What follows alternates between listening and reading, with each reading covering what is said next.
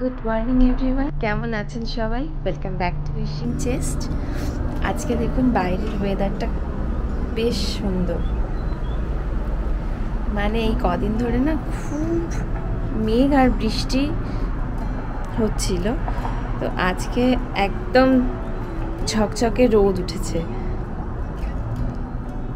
আর but ঠান্ডা ঠান্ডা, একটু ওয়েদারটা ঠান্ডা ঠান্ডা আছে, কিন্তু ওয়েদারে যা দেখছি রিপোর্টে যে আর কিছুক্ষণ পর থেকে ভালোই গরম পড়বে।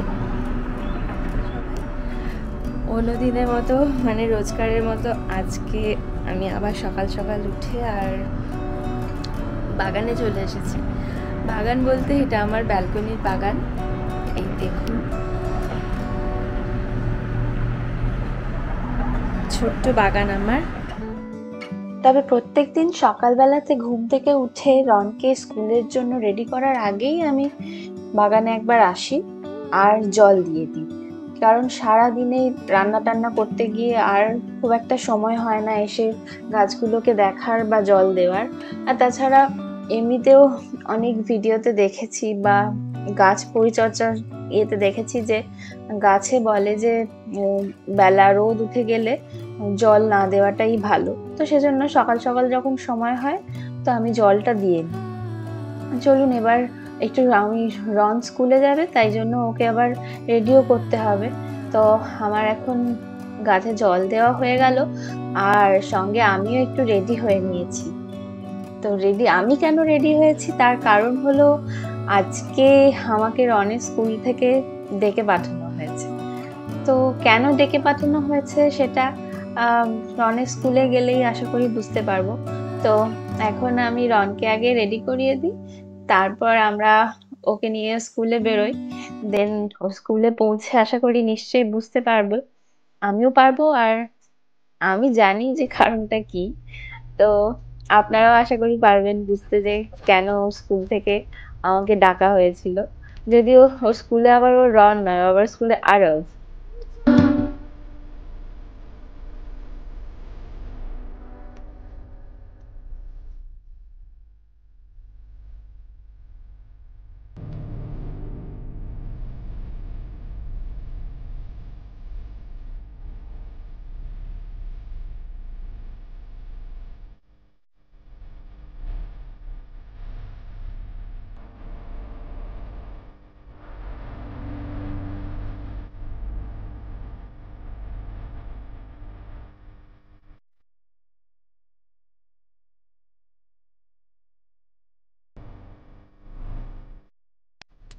পৌঁছে গেছি আমরা রনের স্কুলে।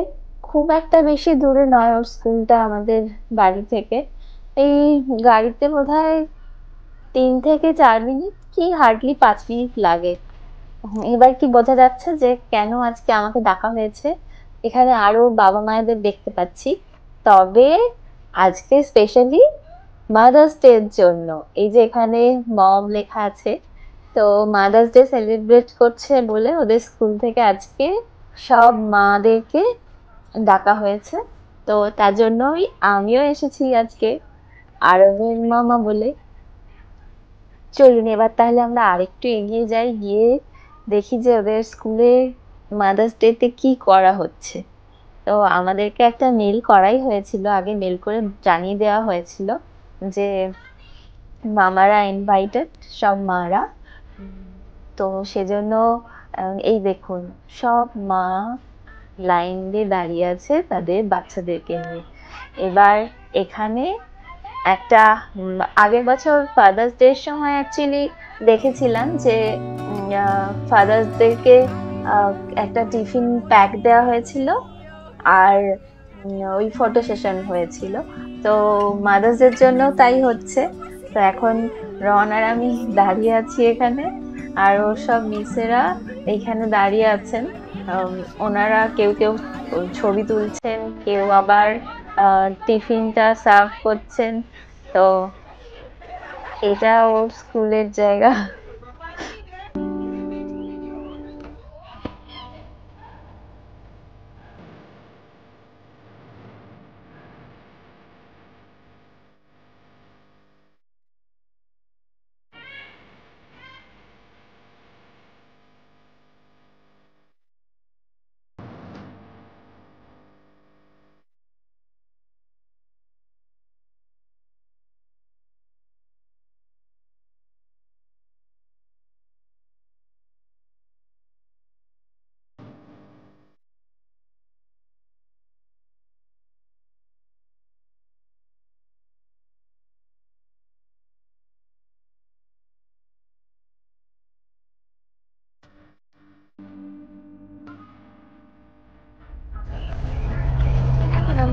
রনির স্কুলে চলে এসেছি আর আজকে হচ্ছে মাদার্স ডে সেলিব্রেশন হচ্ছে এখানে ওই স্কুলে।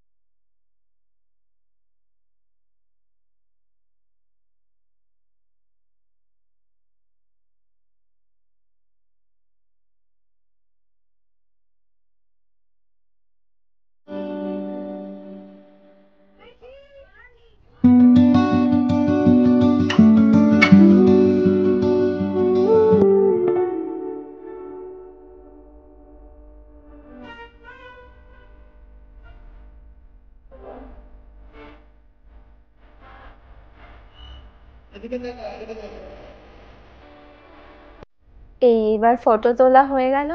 আর ওই যে দরজাটা দেখছেন ওই ভেতর দিয়ে ঢুকে গেলেই ও স্কুলের ভেতরটা। তবে আজকে আর ওখানে ঢুকবো না আমরা, কারণ বেশ ভিড় হয়ে গেছে। তো ওকে স্কুলে দিয়ে দিলাম, এবার আমি ফিরে যাচ্ছি। তবে তার আগে টিফিনটা নিয়ে নেব। টিফিনটা কি দিয়েছে সেটা আমি বাড়িতে গিয়ে আপনাদের দেখাবো নিশ্চয়ই। আর সব থেকে যেটা বড় কথা হলো যে এই দিনটা সত্যি খুব স্পেশাল, খুব ইম্পর্টেন্ট একটা দিন মায়েদের কাছে। তো আমার তরফ থেকে পৃথিবীর সকল মায়েদের, আর যারা এখন বসে যেসব মায়েরা আমার এই ব্লগটা দেখছেন সেই সকল মাকে হ্যাপি মাদার্স ডে। সবাই খুব ভালো থাকবেন। বাড়ি পৌঁছে গিয়েছি এখন আমি। তো রন কি গিফট করেছে এবার সেটা আমি খুলে দেখি। এটা হচ্ছে গিয়ে একটা ওকে ছবি পাঠাতে বলেছিল ওর সঙ্গে আমার, তো সেই ফটোটা দিয়েছিলাম। আর এটা দেখছেন এটা হচ্ছে গিয়ে একটা হার মতো করা, যাতে মম লেখা আছে এই কার্ডটাতে। আর কার্ডটার ভেতরে একটা ছবিকে কাট আউট করা হয়েছে, করে সেটার পাশে লেখা আছে।